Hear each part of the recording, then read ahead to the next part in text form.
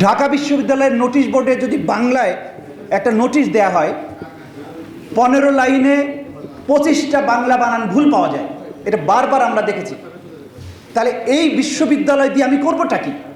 ঢাকা বিশ্ববিদ্যালয়কে যখন প্রতিষ্ঠিত হয়েছিল তখন পশ্চিমবঙ্গের দাদাবাবুরা এটার বিরোধিতা করেছিলেন। তারা বলেছিলেন ঢাকা শহরে শেয়াল কুকুর আর নেড়ে ছাড়া আর কিছু থাকে না, সেই ঢাকা শহরে বিশ্ববিদ্যালয়ের কী দরকার? কিন্তু তাদের মুখে ছাই দিয়ে ঢাকা বিশ্ববিদ্যালয় প্রতিষ্ঠিত হয়েছিল। এক সময় আমরা গর্ব করেছি, প্রাচ্যের অক্সফোর্ড বলা হয়েছে এটাকে। কিন্তু সেই ঢাকা বিশ্ববিদ্যালয়ে আজকে শিক্ষার কি স্ট্যান্ডার্ড, শিক্ষার কি মান, সেটা বোঝা যায় যখন বিশ্ববিদ্যালয়ের এক সময় যিনি ভাইস চ্যান্সেলর ছিলেন তিনি বললেন যে ঢাকা বিশ্ববিদ্যালয়ে 10 টাকায় এক কাপ চা, একটা চপ, একটা সিঙ্গারা পাওয়া যায়। এর চেয়ে গর্বের বিষয় নাকি ঢাকা বিশ্ববিদ্যালয়ের আর কিছু নেই? একটা জাতির জীবনে এমন ঘোর অমানিসা আর কখনো আসবে কিনা আমরা জানি না, যে বিশ্ববিদ্যালয় থেকে জ্ঞানের আলো ছড়ানোর কথা, গবেষণা হবার কথা, গোটা বাংলাদেশকে আলো দেখানোর কথা, সেই বিশ্ববিদ্যালয়ের ভিসির গর্বের বিষয় হচ্ছে 10 টাকার চা, চপ এবং সিঙ্গারা। সুতরাং এই রকম লোকদেরকে যখন আমরা বিশ্ববিদ্যালয়ের শিক্ষক হিসেবে নিয়োগ দিয়েছি, এই জাতির সংকট নিয়ে আর বেশি আলোচনা করার প্রয়োজন হবে না। কারণ এই বিশ্ববিদ্যালয়ের স্ট্যান্ডার্ডটা এরকম হওয়ার পেছনে কারণ হচ্ছে যে শিক্ষিত লোকদেরকে আমরা এখানে নিয়োগ দেইনি। দলবাজ, যে তোষামদিতে পারদর্শী, তাকে বিশ্ববিদ্যালয়ের ভাইস চ্যান্সেলর করা হয়েছে। ফলশ্রুতিতে এই চা, চপ এবং সিঙ্গারার এই সিনড্রোম আমাদেরকে গ্রাস করেছে। বাংলাদেশের সংকটটা কি এইটা আমরা সবাই জানি, কিন্তু এই বুঝার ব্যাপারটা যদি খুব পরিষ্কারভাবে আমাদের মধ্যে ধারণা না থাকে তাহলে সংকট থেকে উত্তরণ কিন্তু পসিবল নয়। অনেক বক্তাই এখানে বললেন যে আমাদেরকে বাংলাদেশের সকল জনগণকে ঐক্যবদ্ধ করতে হবে। বাংলাদেশের জনগণ আর কত ঐক্যবদ্ধ হবে? যে নির্বাচনের সময়, যেটা গত নির্বাচন হয়েছে, সেই নির্বাচনের সময় আমরা জাতিকে ভোট না দেওয়ার আহ্বান জানিয়েছিলাম। বাংলাদেশের 95% মানুষ আমাদের সেই আহ্বানে সাড়া দিয়েছে, তারা ভোট কেন্দ্রে যায়নি। তো বাংলাদেশের 95% মানুষ যখন একটা বিষয়ে ঐক্যবদ্ধ থাকে, তারপরে আপনি তাকে আর কত ঐক্যবদ্ধ হওয়ার কথা বলবেন? সুতরাং ঐক্যবদ্ধতা আমাদের সংকট নয়। আমাদের সংকট হচ্ছে নেতৃত্বে, আমাদের সংকট হচ্ছে পলিসি মেকিংয়ের ক্ষেত্রে। আমরা আসলে জাতিকে, যে জাতি আমাদের অধীনে ঐক্যবদ্ধ হয়েছিল, তাদেরকে পথ দেখাতে পারিনি যে এই সংকট থেকে কীভাবে উত্তরণ করা যাবে। বাংলাদেশে আবার একটি স্বৈর শাসন 5 বছরের জন্য আপাতত তারা আবার গেড়ে বসেছে। সংকটটা কোথায়? একটা রাষ্ট্রের সংবিধানে আমরা বলেছি যে basic feature of the constitution হচ্ছে এই রাষ্ট্রটি হবে একটা গণতান্ত্রিক রিপাবলিক। আর গণতন্ত্র মানেই হচ্ছে জনগণের রায়ে রাষ্ট্র ক্ষমতায় কে থাকবে সেটা নির্ধারিত হবে।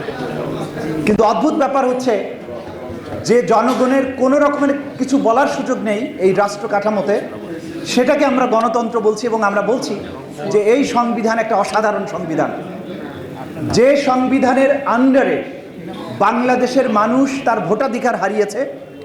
ভোটাধিকার, রাষ্ট্রের এই নাগরিকের যে স্ট্যাটাস ছিল আমাদের, সেইটার থেকে ক্রমাগত আমরা প্রথমে পার্মানেন্ট রেসিডেন্ট এবং আস্তে আস্তে কৃতদাসে পরিণত হচ্ছে।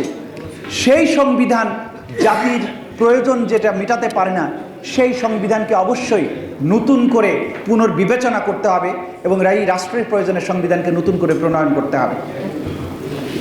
দেখুন, সংকটের কথা যদি আলোচনা করেন, এত বিস্তৃত বিষয়, যে আমাদের বিচার ব্যবস্থার জন্য যদি আসেন, যে লোকগুলো বিচার ব্যবস্থাতে আমরা বিচারক হিসেবে নিয়োগ দিচ্ছি, তাদের সেন্স অফ জাস্টিস, নিউট্রালিটি, তাদের ইন্টিগ্রিটি, অনেস্টি, এগুলো যদি না থাকে তো একজন বিচারক কী করে বিচার করবে? আজকে মাওলানা মামুনুল হক সাহেবের মুক্তির জন্য আমরা কথা বলছি। যে মামলায় তাকে গ্রেপ্তার করা হয়েছে তার চেয়ে হাজার হাজার গুণ বেশি গ্রিভিয়াস অফেন্স হয়েছে। সেই মামলায় তো প্রতিদিন আমরা জামিন করছি, ধর্ষণের মামলায় জামিন করছি, ডাবল মার্ডারের মামলায় জামিন করছি, বোমার মামলায় জামিন করছি। মামুনুল হক সাহেব তো পারমাণবিক বোমা বানান নাই, তাহলে 3 বছরে তিনি কেন জামিন পাবেন না? বোঝা যায় যে আমাদের বিচার ব্যবস্থা এই নিরপেক্ষতার সাথে ন্যায় বিচার করতে তারা ব্যর্থ হচ্ছে। কারণ হচ্ছে এই বিচার ব্যবস্থাকে আমরা দলীয়করণ করতে করতে এমন একটা পর্যায়ে নিয়ে গেছি যে এই বিচার ব্যবস্থা এই জাতির চাহিদা পূরণ করতে আর সক্ষম নয়। সুতরাং রাজনৈতিক নেতৃবৃন্দকে সিদ্ধান্ত নিতে হবে যে আমরা বিচার ব্যবস্থাটাকে কিভাবে পুনর্গঠন করব। জাজ নিয়োগের ব্যাপারে নীতিমালা করেন নাই, এখানে অনেক জাতীয় নেতারা আছেন, কেউ ক্ষমতায় কখনো ছিলেন, বাকিরা ছিলেন না হয়তোবা। বিচারক নিয়োগের ক্ষেত্রে কোন লোককে বিচারক কি যোগ্যতা থাকলে নিয়োগ করা যাবে, সেই বিচারকের নীতিমালা আজ পর্যন্ত নিয়োগের নীতিমালা আপনারা ঠিক করতে পারেননি। সুতরাং এই জাতির সংকট কত জায়গায় আপনি আলোচনা করবেন। পাঠ্যপুস্তকে দশম শ্রেণীর ছাত্রকে যদি ট্রাক আর কলা চেনাতে হয়, তাহলে এই জাতির কি শিক্ষা এখান থেকে লাভ করবে? একইভাবে মাদ্রাসা শিক্ষায় যারা শিক্ষিত হচ্ছেন, দেখেন মাদ্রাসা শিক্ষায় দ্বীনি ইলম আপনারা শিখছেন, ঠিক আছে, কিন্তু মুসলমানের সীমাবদ্ধতা তো দ্বীনি ইলমের মধ্যে নয়।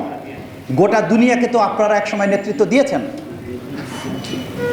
যারা 3 মহাদেশ জুড়ে একই সাথে নেতৃত্ব দিয়েছে, লক্ষ লক্ষ বর্গ কিলোমিটারের দেশ, পররাষ্ট্রনীতি, যুদ্ধ, অর্থনীতি সব কিছুতে জ্ঞান গরিমায় যারা গোটা দুনিয়াকে নেতৃত্ব দিয়েছে, আপনাদের সীমাবদ্ধতা আজকে কয়েকটা কিতাবের মধ্যে গিয়ে ঠেকেছে। আপনাকে যদি প্রশ্ন করা হয় যে আপনি কিভাবে আধুনিক রাষ্ট্র ব্যবস্থাটা চালাবেন, অর্থনীতিটা আজকে দুনিয়ার যে অর্থনীতি আছে, আপনাকে যদি আমি অর্থমন্ত্রী বানিয়ে দিই, লোটাস কামাল সাহেব ব্যর্থ হয়েছেন, উনি বলেছেন বাজেট আমি বুঝি না। যে লোক বাজেট বোঝে না তিনি আমাদের অর্থমন্ত্রী। কিন্তু পাশাপাশি কথা হচ্ছে, আমি যদি আপনাকে আজকে অর্থমন্ত্রী বানিয়ে দিই, আপনি কি দেশ চালাতে পারবেন? সুতরাং যে যোগ্যতা আপনাদের অর্জন করার কথা ছিল আমাদের মাদ্রাসার শিক্ষিত ভাইদের, তারাও কিন্তু সেই যোগ্যতা অর্জন করতে পারেননি। বিশ্ববিদ্যালয়ের কথা তো বললাম। সুতরাং আমরা যা প্রোডাকশন করছি, আমাদের কপালে পরিণতিটা সেই রকমই হবে। আজকে এই বাংলাদেশকে নতুন করে পুনর্গঠনের শপথ নিতে হবে। আমাদের রাজনীতিবিদরা রাজনীতি আন্দোলন করেছেন, বারবার করেছেন, আন্দোলন করার পরে ব্যর্থ হয়েছেন। আমরা বলেছিলাম যে নির্বাচন হতে দেব না। নির্বাচনের আগের দিন কর্মসূচি দিয়েছি কি লিফলেট বিতরণ। আপনি এই বিশাল স্বৈরশাসক ফ্যাসিস্টের বিরুদ্ধে যুদ্ধ করতে নামবেন, আপনার যুদ্ধ পরিকল্পনা যদি সঠিক না থাকে, যখন আপনার চূড়ান্ত আঘাত করার কথা, তখন আপনি লিফলেট নিয়ে মাঠে নামলেন। এগুলো রাজনৈতিক বিজ্ঞতার পরিচয় নয়। আমি দুঃখিত যে এই পরিকল্পনার সাথে আমিও সংযুক্ত ছিলাম, কিন্তু আমরা মনে করি যে আত্মপর্যালোচনা যদি আমরা করতে না পারি, যদি কর্মসূচি ভবিষ্যতে পুনর্বিবেচনা আমরা করতে না পারি, রাজনৈতিক ঐক্যমত্য না থাকে জাতি গঠনের ব্যাপারে, তাহলে এই চা চপ সিঙ্গারাওয়ালাদের হাতে আমাদের নির্যাতিত হয়, এটা আমাদের নিয়তি হয়ে যাবে। আসুন, আমরা এখনও স্বপ্ন দেখি। আমরা এখনও স্বপ্ন দেখি এজন্য যে যারা আজকে ইসলামিক খেলাফত মজলিস এখানে যে আয়োজন করেছেন, যাদের মধ্যে দিনের শিক্ষা আছে। আমি কবি জোশ মালিহাবাদীর কবিতা আমি বারবার এটা বলি যে তিনি বলেছিলেন, আমার পক্ষ থেকে তরুণদেরকে শুনিয়ে দাও, একদিন আমিও প্রজ্বলিত ছিলাম অগ্নিশিখার মতো। আজ আমার দুয়ারে হেমন্ত পৌঁছে গেছে, আর তোমরা বসন্তের অনুগামী। কিন্তু কসম খোদার, আমরা ছিলাম শিকারী, আর এই পুষ্প শোভিত বসন্ত বিহারে তোমরাই পরিণত হয়েছে শিকারে। যে মুসলমানেরা একদিন গোটা দুনিয়ায় শিকারীর ভূমিকা ছিল, আপনারা আজকে একটা তুচ্ছ শিকারে পরিণত হয়েছে। এই জায়গাটা বিশ্লেষণ করতে না পারলে এই সংকটের সমাধান কখনোই আমরা করতে পারবো না। সবশেষে মাওলানা মামুনুল হক সাহেবের অবিলম্বে মুক্তির দাবি জানিয়ে, তার প্রতি জাস্টিস করার আহ্বান জানিয়ে, এই বিচার ব্যবস্থা এবং বিচারকদের প্রতি আমরা বলবো, কারো চোখ রাঙ্গানি, কারো তোষামতি নয়।